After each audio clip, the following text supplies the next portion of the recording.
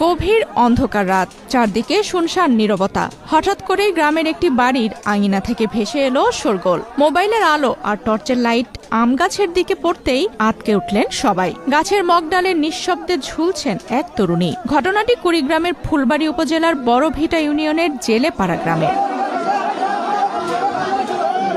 10 August সোমবার রাত 7:45টার দিকে বাড়ির আঙিনার আম গাছের মগডালে বৃষ্টি নামের এক গৃহবধূকে দেখতে পান তার স্বজনরা। কিভাবে, কেন তিনি অত উঁচুতে উঠলেন তা ভেবে যখন কুলকিনারা পাচ্ছিলেন না কেউ, ঠিক তখনই ফায়ার সার্ভিসে খবর দেওয়া হয়।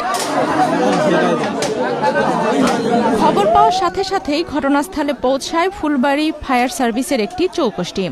আধার রাতে আম গাছের ওপর টিনের চালে উঠে ফায়ার সার্ভিসের সদস্যরা অত্যন্ত সতর্কতার সাথে উদ্ধার অভিযান শুরু করেন।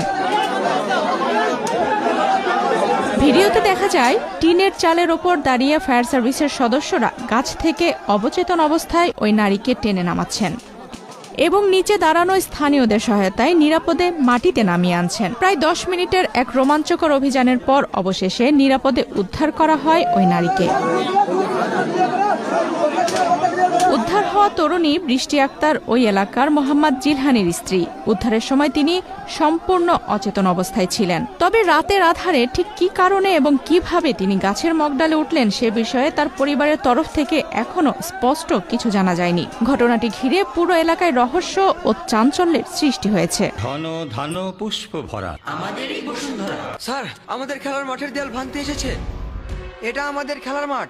আমরা তো এখানে দোকান বানাবো।